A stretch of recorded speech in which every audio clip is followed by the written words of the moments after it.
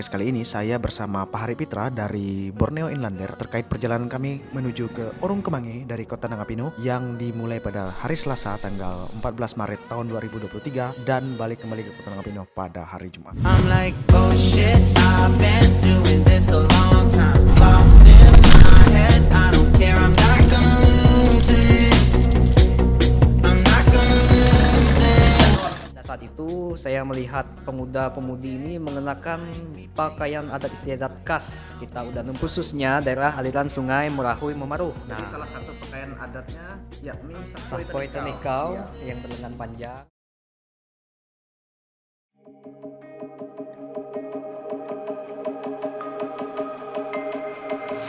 I can feel I'm changing. I don't know if I'll ever go back. All the ways that you make me, build me up on the things I lack. I don't ever wanna lose you now. 'Cause I don't think I'll make it here without. 'Cause it's you and only you. 'Cause it's you and only you. 'Cause it's you and only you. 'Cause it's you and only you. 'Cause it's you and only you.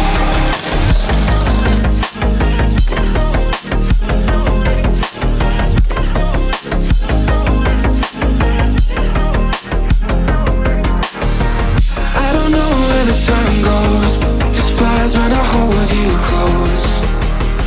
In my arms with your eyes closed, for the first time I've got hope.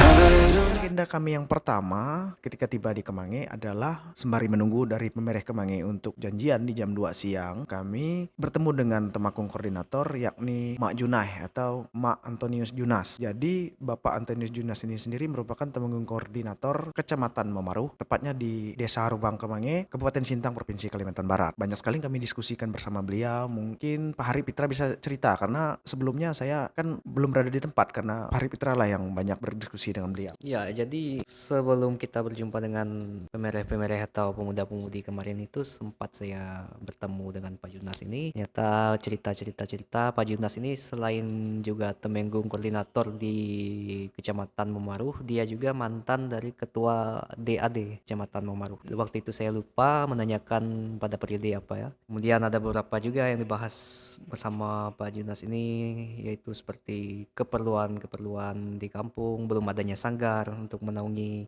para penari-penari di sana, dan lebih banyak itu mengenai pengenalan diri lah kemarin. Untuk membahas ke budaya itu masih belum dapat. Jadi sembari menunggu kami bahas-bahas ringan terlebih dahulu. Mungkin untuk informasi identitas beliau aja kemarin itu. Baiklah, jadi itu mungkin yang dibahas Pak Hari Pitra dengan Mak Junai selaku temenggung koordinator dari Kecamatan Memaruh, Kabupaten Sintang. Dan untuk saya sendiri memang untuk diskusi saya lebih kepada hanya di kulitnya, dapat pembahasan kami yakni seperti saya untuk mengangkat baju adat, aksesorisnya seperti apa, kemudian sejarah dari Sahpoi Tenikau beliau juga ada bahas, lebih ke yang singkat-singkat saja.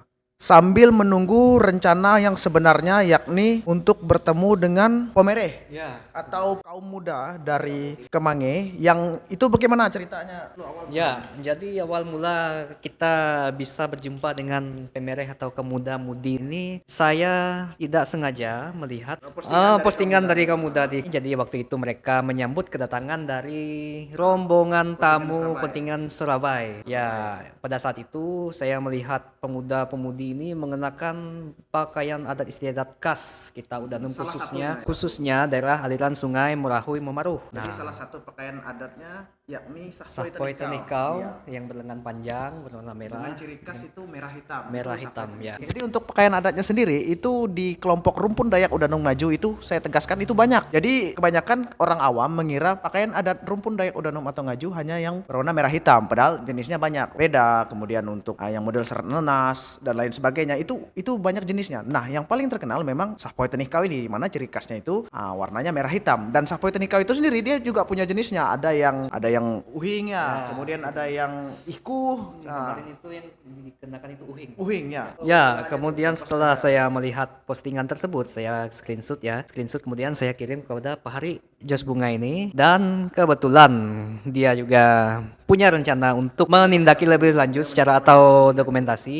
Kemudian kebetulan juga saya sering menuju ke hulu dan kita berkolaborasi lah untuk mencari pemuda-pemudi tersebut. Itu Pak Haris Fitra sendiri tanggapannya terhadap baju adat dari, kebetulan karena ini baju adat suku Dayak ya, secara umumnya itu fenomena yang terjadi sekarang itu seperti apa? Jadi mungkin bisa memberikan tanggapannya sedikit, kenapa sampai bisa men-screenshot itu, karena itu baju adat asli, kemudian apa sih sebenarnya inisiasi utamanya gitu? Untuk alasan saya sendiri kenapa saya begitu antusias hingga saya screenshot itu karena ada beberapa alasan ya. Pertama, para pemuda dan pemudi ini sangat jarang mengetahui keaslian pakaian adat mereka. Itu sebagai bentuk keprihatinan saya. Kemudian, kebetulan kita ini juga punya misi untuk kaum muda-mudi khususnya di ruang lingkup suku Dayak Udanum di daerah kita di sini untuk kembali mengangkat lagi pakaian adat tersebut dan ingin nanti pemudi ini menjadi contoh bagi generasi-generasi selanjutnya untuk tetap mempertahankan pakaian adatnya. Karena kita cukup prihatin juga melihat belakangan ini sering anak muda itu bisa diberi tanda kutip salah server ya menggunakan pakaian adat. Kita tidak punya pijakan lah. Ya, gitu, betul. baju adat. Jadi mungkin saya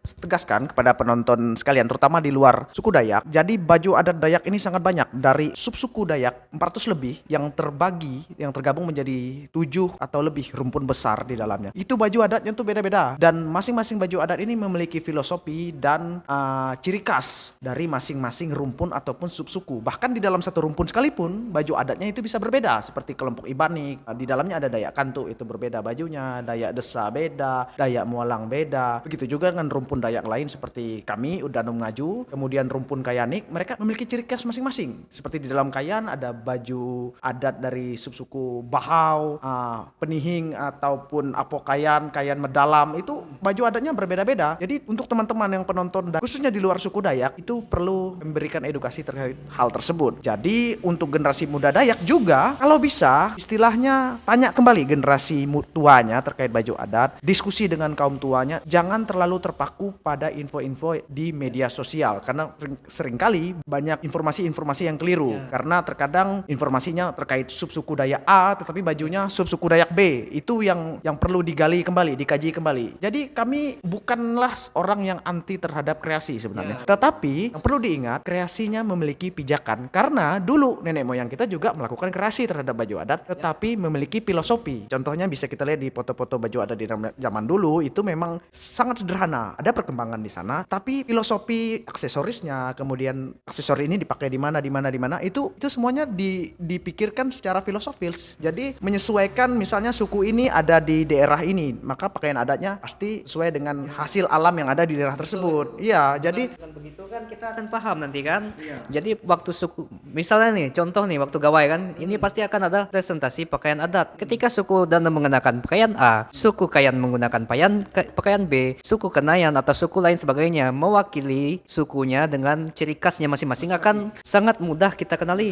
saya selalu menegaskan di setiap konten saya, jika kalian ikuti, bahwa persatuan Dayak yang sesungguhnya adalah persatuan yang menghargai keberagaman. Apapun itu, bahasa, baju adat, budaya, ritus nenek moyang, adat istiadat, kan itu berbeda-beda dan beragam, itu indah kawan-kawan. Jadi mungkin kembali lagi ke baju adat. Nah, untuk kelompok dari rumpun Dayak Udanum dan Ngaju sendiri, khususnya di di bagian Batang Danum Surabaya Memaruh atau sebelah Kalimantan Barat, itu memiliki keunikan di Sahpoi Tenikau ini. Jadi di anak sukunya, di beberapa anak suku dari rumpun Dayak Udanum Ngaju seperti di Dohoy, Pangin, Merahui dan Cihie, itu walaupun dia memiliki Sahpoi Tenikau yang berwarna merah hitam, itu ada perbedaannya. Jadi misalnya di Pangin warnanya agak kebiru-biruan, Siswan, kemudian di Dohoi itu bajunya warnanya merah hitam dengan perhiasannya misalnya ada bedanya di Tasahki dan lain sebagainya. Bagaimana dengan rumpun Dayak Udanum Ngaju yang lain seperti misalnya di kerabatnya di Kenyilu, di Kubin dan lain sebagainya. Itu juga memiliki ciri khas baju adat. Nah, itulah yang menjadi rencana kami untuk mengangkatnya, khususnya kebetulan kami awali dulu di Orung Kemange ini di mana dihuni oleh mayoritas suku Dayak Dohoi. Oke, demikianlah bahasan-bahasan kami selama sehari penuh dari pagi dan dari siang ketika kami tiba datang di Orung Kemange sampai pada malam harinya di mana kami berencana untuk besok harinya pulang kembali ke kota Nangapino. Namun ternyata hujan lebat sehingga pada saat itu kami harus membatalkan niat untuk pulang dan ternyata hujan ini membawa hikmah gitu ya.